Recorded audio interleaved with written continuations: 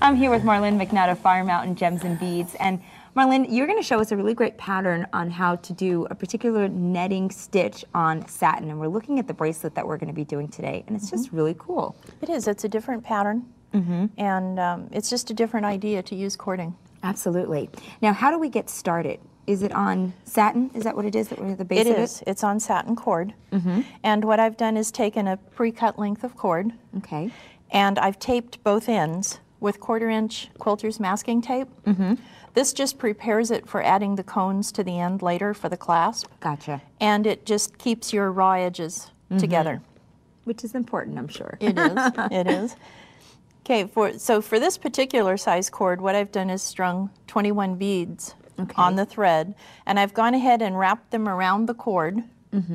And then to secure it, I'm just going to go ahead and run through the beads one more time all the way around. Any particular type of thread you're using?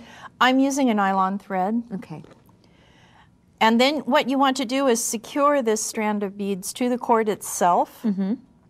So all you do is just run straight through the cord to the other side, pull it through, and then go back on the other side of the cord. To the other side. And straight back through again. So you've got sort of one big stitch through the center of it. One big stitch.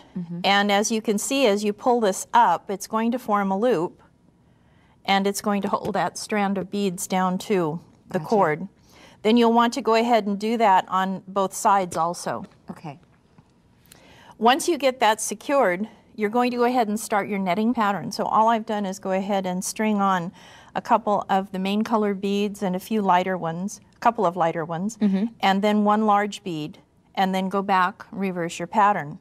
Okay. So you've already attached your strand of beads, and you've come out one of the seed beads. Now you're going to skip 2 seed beads, and you're going to go ahead and go through the 3rd seed bead. And as you pull this up, you'll notice it's forming a loop. Oh, yes. Okay, so this is going to be the next pattern, or the next row on your pattern. Okay, so you just continue that? You just continue that all the way around. And when you get back to the beginning, you're going to go ahead and pull that last loop up. Okay. You're going to go through not only the 3rd bead, but you're also going to go through the 4 seed beads on that first loop. Okay, so the last and the first. The last and the first. And this is going to bring you to the bottom of your loop. Gotcha. Now you need to attach these loops so that they become part of the cord. So to do that, I usually just go ahead and stick my needle in. You want these loops to lay parallel along the cord because you're going to be working from one end to the other. So just go ahead and make sure it's not twisted and that it's laying flat. And you want to take one small stitch in the satin cord. Go ahead and pull that up. Okay. And then you want to go back through that big seed bead. Oh, there. So it attaches it. It attaches it to the cord. And you do that for each one? You do that for each one.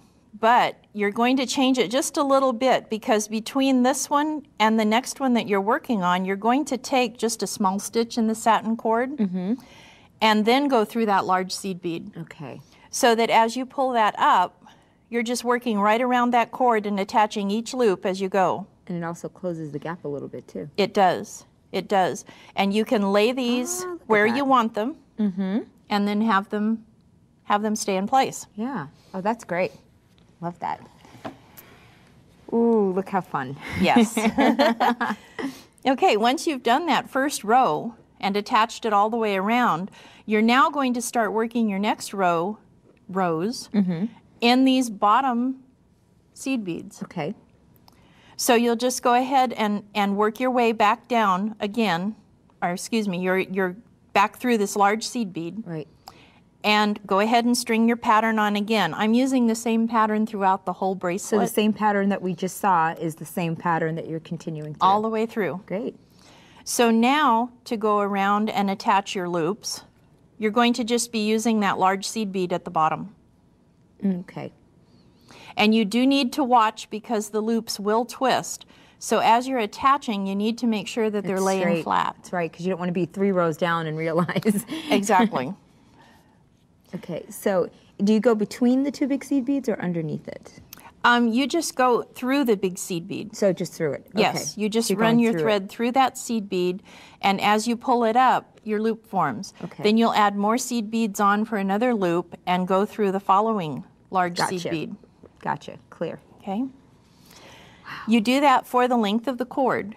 That looks so cool. It is. It's just it's a unique pattern. Once you get to the other end, you want to do your last row without the large seed bead. Okay. Because you want your ending to match your beginning. That's right, and you didn't add the seed beads till the second row. So you're going to add them to finish it off.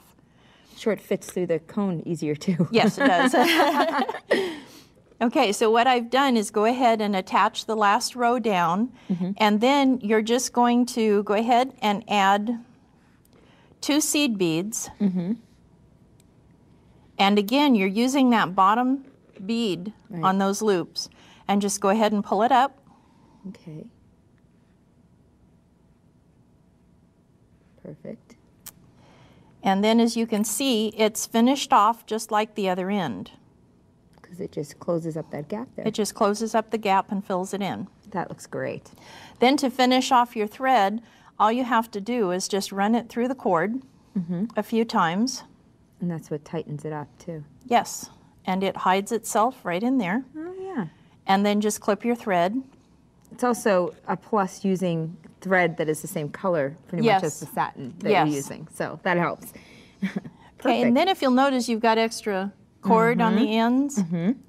What Sure, I've done is yes, what I've done is just go ahead and trim it off, neaten it up a little bit. Okay, and then you're going to go ahead and you're going to make a clasp component out of cones and head pin or eye pins. Okay. Since the holes in the cones are so large, I've gone ahead and used an eye pin, and I've double looped it. Okay. So you can just take your round nose pliers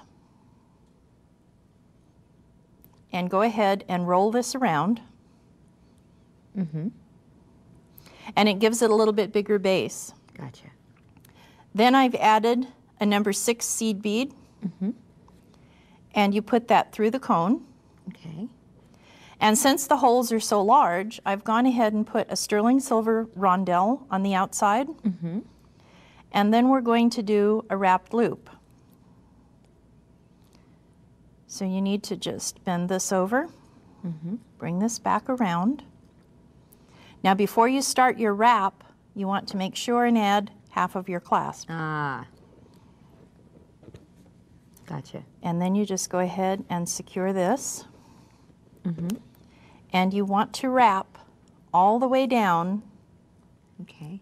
And make sure that that sterling silver rondelle lays right against the hole. So it's steady. It's sturdy. So it makes a solid piece. Okay. And then you'll trim the end of your wire. And then you will take the end of the cord, you'll add a little bit of glue. And then just glue it on. To the cord and the tape. And go ahead and insert it and let it dry. And then you'll repeat the same thing with the other end. That's perfect. Well, let's take a look once again at the finished project. You can see how gorgeous they are. And then also next to it, you have that separate color combination. Yes. Which is perfect. And then you'll see, as we leave, some of the other examples of different types of beading and netting that Marlene has brought as examples of creative ways to do that. Yeah. Thank you so much, Marlene. You're so welcome. It's always great working with you. Thank you. Well, Tammy Hahnemann is going to be up next.